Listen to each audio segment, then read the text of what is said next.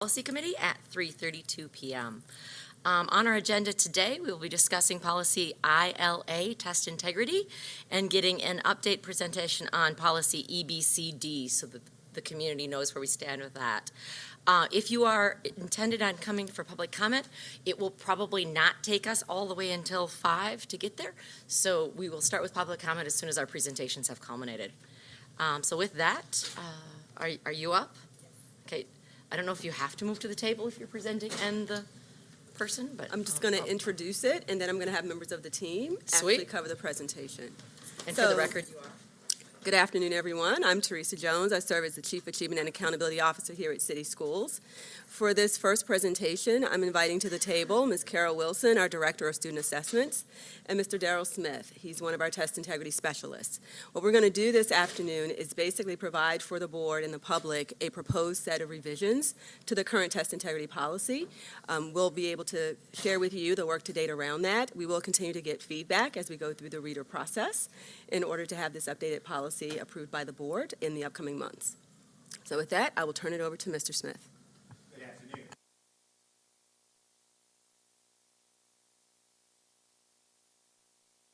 You need to push your little button there so it turns green. Okay. And then, unfortunately, because we record the transcript, I need you to tell them who it is again. And welcome to your first board meeting. I understand. As Ms. Jones said, my name is Daryl Smith. I'm a test integrity specialist with the Office of Achievement and Accountability. My purpose today is to introduce our test integrity policy, our updates to ILA, ILA-RA, ILA-RB, RC, and RD, our regulations. We'll start off with City Schools Test Integrity Statement. The Baltimore City Board of School Commissioners is committed to administering and reporting the results of assessments in order to assure accuracy, fairness, and the integrity of student, school, and district level results. State and local assessments are an important part of the educational process. Test results are used to evaluate the progress of students and schools in accomplishing learning outcomes. Test results are also used to identify areas of improving teaching and learning. So we adopted this test integrity policy in order to ensure that our results, again, would be accurate, because it is important to Baltimore City Schools and Baltimore City Schools' mission. The rationale for the revision of our test integrity policy includes that this test integrity policy is based in part on the Maryland State Law, Title 13A, .03.04, and there were changes to this law that took effect on July the 1st, 2018. And so what we wanted to do was keep pace with those state law changes. Also, revisions of the law and this policy reflect continuing decrease in our paper-based testing and an increase of our online testing. And last but not least, our revisions to this policy reflect our experience in actually implementing this policy since its adoption on November the 12th of 2013. Our community stakeholder engagement, we sent for review and feedback to the following stakeholders: Baltimore City Public Schools administrators and supervisors. Okay, the list of stakeholders is included on the slide here, yes. We decided to highlight our changes, our proposed changes. Our policy ILA, MSDE is expected to factor in growth when identifying schools for investigation. And so what we did was we removed the requirement for annual growth analysis. And so what we did was, because city schools can perform additional analysis on an as-needed basis, we took out the necessity for an annual requirement. We updated the definition of test examiner to reflect the changes in the law as of July the 1st, 2018. To our regulation ILA-RA, we replaced the requirement that principals attend all district training sessions with the requirement that they complete an online integrity training annually. Our change to our ILA-RB, we revised the policy to include the exception that school staff can use cell phones in a testing environment only for emergency purposes. And that was to keep pace with changes that was included in the Park assessment. We updated the list of secure test materials to include authorization codes and testing tickets used for online testing. For ILA-RC, we clarified that test monitoring will be in accordance with annual test monitoring plan adopted annually by OAA. In ILA-RD, we replaced the term City Schools Coordinator of Assessments, Training, and Test Security with City Schools Director of Student Assessment to ensure that we had accountability with our director. We changed the requirement that charter school operators be notified of an investigation to include all schools with operators. Our policy timeline, September and October 2018, we're getting stakeholder feedback. For September 18th, 2018, which is today, we're here before the Policy Committee. On October the 23rd, 2018, we expect to do our first reader, and on January the 8th, 2019, our second reader. If there are any comments or questions, our contact information for Darrell Smith and Carol Wilson is located on the slide. And I will now entertain any questions. Thank you very much. Nice job on your first presentation. Thank you. Questions, Commissioners? Joshua? Just right here. All right, while they get settled, I have a few for you. Okay. Under the actual policy, ILA, Test Integrity Policy, Roman numeral 2 definitions, the growth analysis has been struck from this. So what does this mean about our use? Are we only using attainment score data? What's up with that? We're going to use the growth analysis on an as-needed basis. Also, MSD does conduct yearly and probable gain and loss analysis, and so we would take our direction from MSD as far as that. So is there, that would seem like we still need that definition or a definition as how it's going to be used rather than just striking it. Also, it's still included within the policy, and I believe that's under our ILA. Within the regs. So Yes, to it clarify, if I understand your feedback is in terms of the policy itself, including the definition, even though from the regulation point of view, we wouldn't be requiring the district Right. to do its own growth analysis, but reflecting that growth is still a consideration when we think about test integrity. Right, and as the draft the most recent draft I read, it was struck. Yes, definition. but if you look at implementation strategies under ILA 4F, it says the CEO designee will conduct statistical analysis to identify patterns, trends, or anomalies in test results and investigate any results flagged by such analysis, which would also include growth analysis. So just one of those to consider. Under Roman numeral 6, legal and policy references, it currently says that it is referencing as its legal policy, No Child Left Behind. Do we need to crosswalk that and make it ESSA? Yes, we will update that. The legal department updates that, and it will be changed to reflect ESSA. Under ILA Regulation A, Roman numeral 2, guidelines, letter G. I ask that you consider changing the language from principal to principal or designated content expert, specifically in flagging for you that according to the wellness policy, we have a district-wide mandate for fitness testing using the fitnessgram for every student, 3rd grade through 12th grade, which makes it part of this encompassing district-wide assessment by board policy. And the principal may not necessarily be the best person to implement that or do the training on that. It might be better the content leads within those, for those specific content tests. Does that make sense? I'd actually like some clarification around that. The assessment test that you're referring to, is that a state-required assessment or is that a locally mandated assessment? It is a locally mandated assessment by our wellness policy and by our curriculum. Okay. So I think that would be the basis by which we would need to go back and take a look at what's the appropriate way to make sure that we've accurately included reference to all locally mandated assessments. Right. The primary focus in the past for perspective has been the accountability considerations around assessments. So the predominant focus around the integrity policy was really driven by No Child Left Behind because of those assessment requirements. So I think that just sort of begs the question around how do we want to re-envision the scope in light of the fact that there are other board-related policies that are assessment Yeah, and focused. if we don't, if we want to make it just related to the highly accountable testing, then we need to change the purpose. Because currently the purpose says, as in this draft, that state regulations require the Baltimore City Public Schools shall ensure that all state and local mandated assessments are administered with fidelity and the results are an accurate measure of our students and schools' performance. So we need to change that or change our approach to be inclusive to the policies we already have in place. Right, and I think to that point, I think it would also be helpful, just in case we don't have right on our tip of our tongues the other policies that would then be connected to this. Because again, going back to your earlier feedback around the reference to the state policy, part of the reason that we had No Child Left Behind before was for that specific reason. If there are other board policies that are related to assessments that would then sort of be governed in part by test integrity requirements by this policy, we would want to have those identified as well. Absolutely. Christian, is that something you'd be able to crosswalk for them?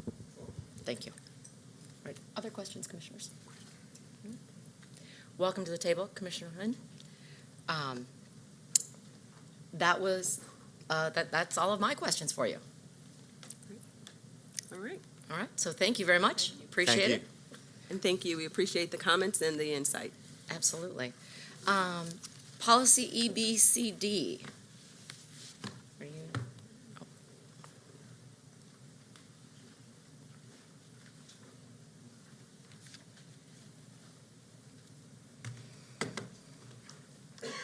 Good afternoon, Commissioners. I'm Ann Fullerton. I'm the Communications Director. I'm here representing the Executive and Chief of Staff's office that oversees the process by which we implement an early dismissal, a delayed opening, or a closing of schools. We do not have an updated policy and reg to present to you today because we are still considering the implications around some of the things that we've experienced over the past 6 months or so. The current policy and regs were crafted in 2014, and they cover a district-wide closure or delay or early dismissal, as well as a situation that affects an individual school or small number of schools. And what we've experienced most recently is the need to close or dismiss early a large group of schools, and there are different implications of that we have only just started to work through. And so we are requesting to delay a presentation of an updated policy while we consider those things. And those things include things like this most recent situation with the hot weather when we had to close about 60 schools, a little bit more, on several days. And in the policy, when we have a district-wide early dismissal, after-school activities are canceled, including interscholastic athletics. What happened in this instance when we closed just some schools is that those schools could then not participate, they couldn't practice, and then they were disadvantaged when they reopened and had not practiced to the extent that other teams at other schools had practiced. And so we need to think through how we make sure that a broad closure like that doesn't result in inequities in another area.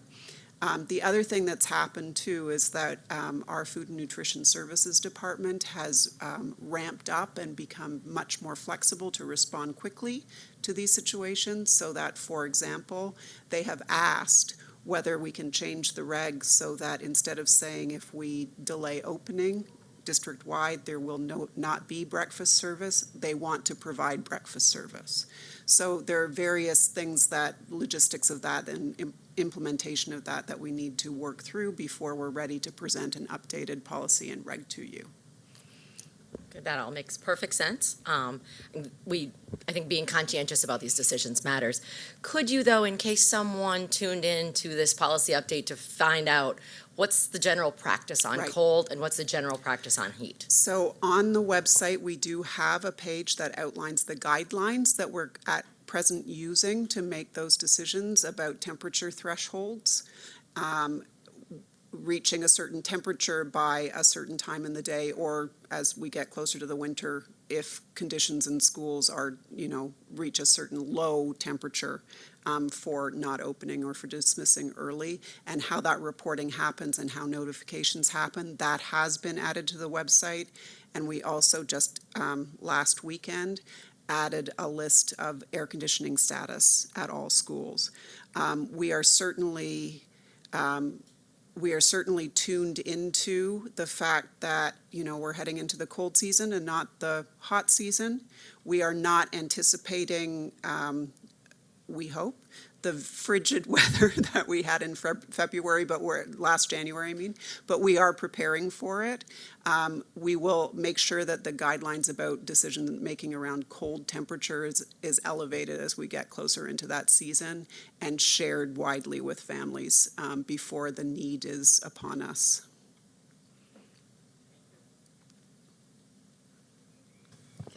Will the policy update also reflect language around the governor's executive order for when schools start and when they close, and how that relates to school closures and openings? You mean in terms of needing to make up days for, district-wide closures? I would need to defer to, I don't know whether that folds in, Allison, under this policy, or if it would fold in more under a policy that governs the calendar setting. Yeah.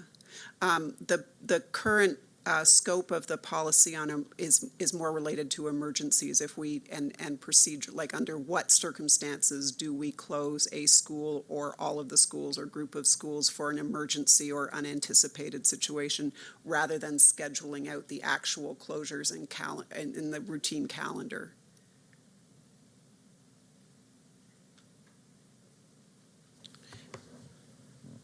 Just one other, since Ann and I met to talk about this morning, and then I made one change I did not communicate to Ann, which is that for the regulatory change regarding providing of lunch and so on, breakfast to students, we are going to go ahead and just make that change in the reg. So it just will change it from saying a delayed opening, breakfast will not be served, to say breakfast and lunch will be served.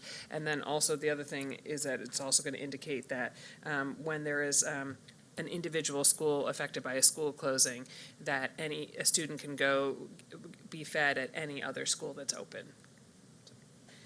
And I'm sure you have, because you're brilliant, but have you double-checked that with the contract for the nutrition services workers, so we're not in violation of their break between breakfast and lunch? Yes, and it is nothing, to my credit, is to Liz Marquetta's credit, has really worked with her team, and she has staff who have volunteered to do this work, and she's worked out the arrangement for them about what they will be paid, but so she's worked it out. Fantastic, absolutely fantastic. And kudos to the nutrition services workers who understand the importance of feeding our young people. I'd also like to add, too, that Rec and Parks has been really helpful in this situation, too, and we now know that they will open anytime that we have an early dismissal, which is really helpful. And knowing that in advance means that we can share that information widely with families, too, so that they know that their children have a safe place to go. And that's a huge credit to the mayor and to the Rec and Parks Department that they've been willing to do that, because it's a huge undertaking, but they've been very open about that and very solicitous of us to try to figure out how to help. And so that's a really concrete way in which they're making a big difference for our kids. As you're doing the work to solidify the language in this policy, it might be a very advantageous data point for us to figure out is what's the cost of closing a day? How much? So the cost of kids walking through uncomfortable snow or being cold versus the actual financial cost of closing a building for the day, so that we can use that as a leverage tool when we go to the state for CIP monies or things like this, because certainly we do want to be fiscally responsible and manage well. And when the weather is prohibitive because our buildings and our infrastructure are not what they need to be, then that's money we're not spending, but we're also losing. Yeah. Great point. So, Commissioner Lynn. Yes.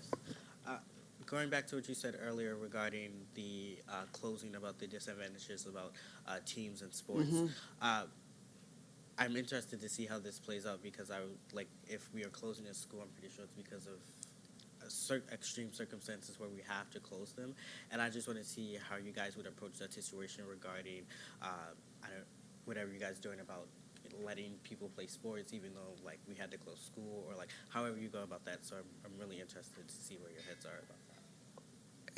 It was certainly challenging, and we felt,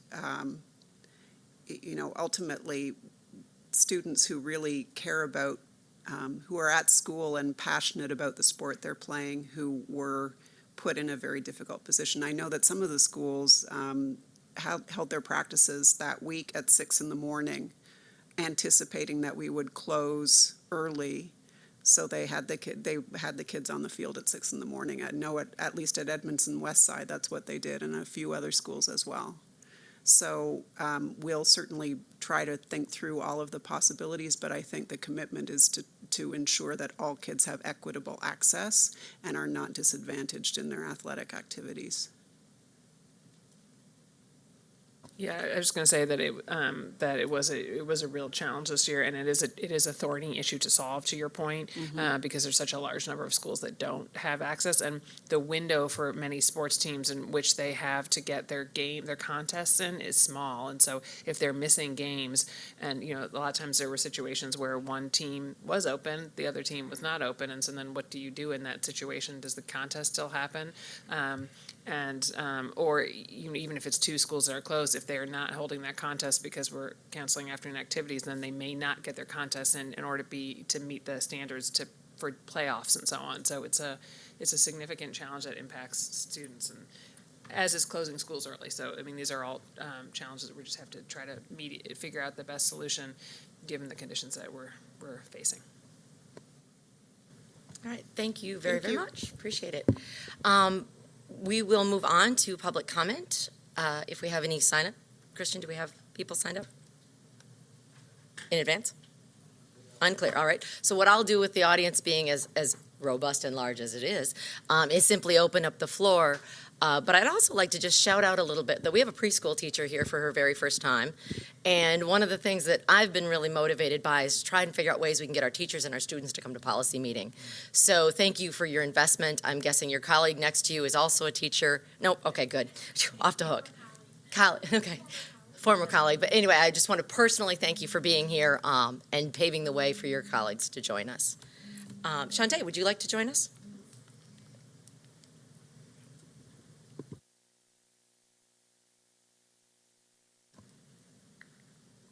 Good afternoon, Chairwoman and members of the Policy Committee. My name is Shantae Guy. I serve on the Parent and Community Advisory Board's Executive Committee as the Treasurer.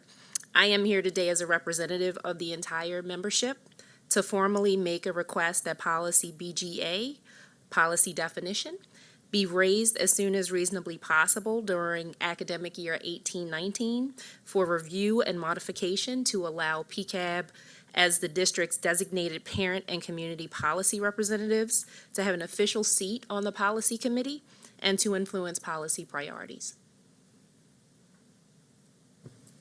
We, as a quorum, we can't make a motion on that, but I really appreciate your bringing it to our attention and the specificity of the policy that aligns with it so that we can go ahead and investigate as quickly as possible by making that turnaround to hopefully welcome you to the table. Thank you so much. Thank you, Madam Chairwoman.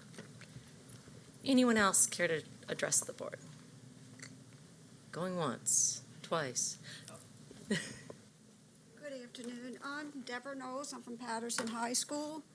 I'm not going to say everything they wanted me to say because I think you all are aware. We're grateful that we did have the half days. Part of the problem at Patterson is the fact that we thought we would be in a new building 2 years ago, and it's just getting knocked around. Like if we actually had a date, I think everybody would be calmer. We had a teacher that first week that passed out, and we had to call 911 and go to emergency room.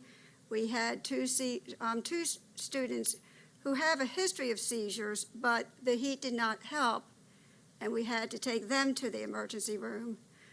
It was really, really bad. We appreciated that we got out half a day, or the kids did. A lot of us stayed. But we just need some answers soon. Is there going to be a groundbreaking? And I think once that happens, we will all sit back, because then we know it will happen. Excellent. Go ahead. Yeah. So I really appreciate you being here, and I know very well at Patterson to be a school that the conditions are really difficult for teachers. It's very hot in there. It doesn't even have to be very hot outside for it to be hot at Patterson, and so it's really not a good situation, which is why we all are working really hard to get the building replaced, because you really need a new building for staff and for students to make them comfortable. So it is moving. As you know, there have been some The Superfund. The Superfund site next door was, that's adjacent to the site, was something that we needed to do more due diligence to make sure that that was safe. So that slowed down the process a little bit. It is, I believe, it is to go to the IAC soon, the revised feasibility study, so that they can, not the feasibility study, but the revised plan about what we recommended in terms of the study that we did that needed to be, what needed to be addressed at the, in the site to make sure that it was safe to address any environmental concerns. So that plan is going before the IAC soon. I don't have a date yet in terms of when that meeting is, but I can certainly work with the 21st Century team to try to get back to you about when we think that meeting is, and then what the current assessment is about when the school would open. So like I said, I really appreciate it. This is definitely one that I think weighs heavy on us, as one that we know really we need a new building for our students and our teachers. It's bad when you have, I had 2 students that week ask me if I had been swimming in the pool. I'm like, no, I wish, but I had not been in the pool that day. Thank you. I appreciate you persevering through it and making sure that our students did get instruction time. I mean, it's heartening to hear teachers who you're saying stayed after even when they didn't have to, and just expressing that you would express appreciation for the fact that we ended early, even though, I mean, that is certainly not an ideal solution. So I really appreciate the commitment of the Patterson staff to keep working in conditions that are not ideal, and I'm sorry it is taking so long. Thank you. Yes, and I just second what Chief Perkins-Cohen is saying and let you know that this morning in the Operations Committee meeting, we had our 21st Century Quarterly Update, and Patterson is still on the list of first-year schools. It hasn't evaporated or disappeared, so we are still working diligently to make it happen for you. Another thing, just on a personal note, each of the board members sort of adopted a school this year. Patterson is the one that I chose, so I'm looking forward to coming out and meeting you and seeing your school soon. We have wonderful kids and staff. I've been fortunate enough to do graduation a few times, so I decided I want to get there at the beginning of the year this year. Anyone else?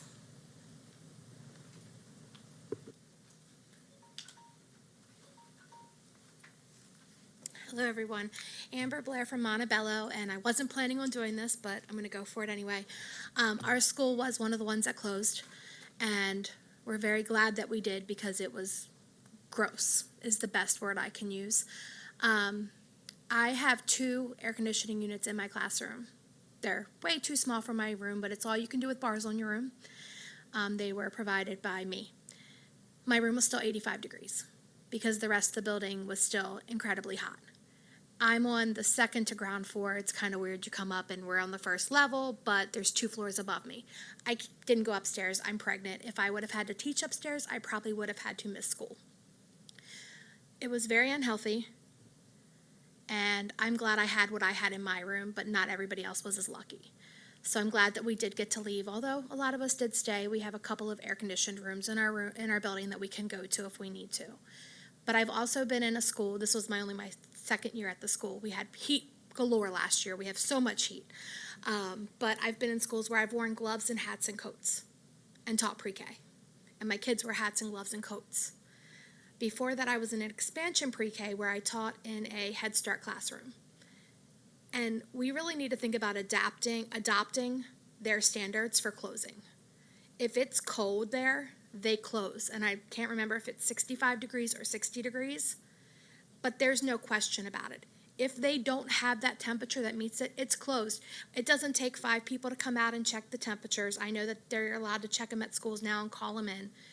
But I've been in hats and gloves and coats when I was at Dr. Bernard Harris, where it took them until 11 o'clock to show up to check our temperature, and they check it right by the corner, where there's heat in the hallway but not in my classroom. So I don't understand how that works. I don't understand how if I'm freezing in part of my room, but that one part is where they test, I don't understand that. That could be a facilities question. But something needs to be done. The temperature to reach, I believe it's 100 degrees real fuel by 10:30 in the morning. Number one, where are you getting what zip code are you using? Because we've all heard random things about where you're actually using your zip code from to find out where it is actually recording the temperature, such as BWI. We've heard that a lot. We've also, it might feel like 100 degrees outside, but if you can't open your windows inside, it's hotter. if there's no air blowing around, it's hotter. So we need to think about all of those things, and of course, the fact that 65 degrees in a classroom feels a lot colder, especially when children aren't dressed properly and don't have the clothes to dress properly, and they have to wear their coats. So just some things to keep in mind when we're actually redoing this policy and trying to think about the actual temperatures. And take a look at the Head Start policy. They actually have really good ones when it comes to ways to keep the building open. Thank you.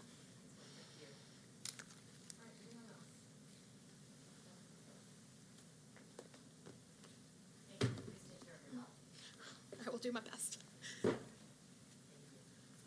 Just as a note of process, very casual about this public comment, we have policies that are not particularly inflammatory today and not a lot of people here. Oops, I pushed the wrong button. And just to let people know that if we do have a full docket or more controversial policies, that then we have to stick to the plan just to make sure that we have equity of voices and space. But I appreciate your flexibility, and I closed it, so I don't know the next meeting. Here we go. So the next meeting of policy will be October 16th, where we'll be discussing policy EEA, transportation. And given that that is the only item on the agenda, I would like to ask staff to consider responding to PCAB and their request at that policy meeting about BGA, thank you, about their ability to have a seat on the policy committee. Or us Is that to. a board? No, it's Isn't that a board thing, policy? Yeah. but us to be able to vote on it at exec or public, Yeah, I think that's meeting more of a wherever we need to board, vote like, on it? I'm, well, we can waive it. We could waive first reader. We could waive second reader and vote on it at first reader. But it has to come through the policy committee, which would mean that it would come through the policy committee on October 16th. And then we could vote, since we have a light agenda and it doesn't seem like a heavy lift. so, I'm just texting Joe to make sure I'm right, but I think that it's that's a board policy that I think is drafted by board staff, and so I think that it has Yes, to be yeah, reviewed that's as why I a was committee. looking. Yeah. That's when I said staff. Sorry, I Okay, meant sorry. ours. Oh, sorry, you were looking at me at the time, Yeah. so I was confused. So, yeah, Okay. I apologize. And it's Joe. It's like we conjured him. Hi, all. Joe Strake, Board Liaison. So 2 quick things. One, although there's only one policy on the agenda, the transportation policy is a very heavy lift. So that was very much intentional. I don't know if it's going to take the full 2 hours of policy committee, but it will take a substantial amount of that time. And BGA is a board policy, and the B series are the ones that Christian has the board executive traditionally is the one that makes the revisions and presents to the board. So that would be something that would come from their shop for next month's policy committee. Right. So if you could start walking it, and if it's ready and possible, we can get it on the agenda. If not, if legal doesn't have time to get all the way through, hopefully then we can hear it at the next policy, so we can get that in place as quickly as possible, should that be the will of the rest of the board. That makes sense. Okay. All right. Thank you, Joe. Appreciate that. So with that, again, reminder that it is October 16th, 3:30 to 5:30 in this room. Policy EEA, transportation. And we are officially adjourned at 4:05 p.m. Thank you.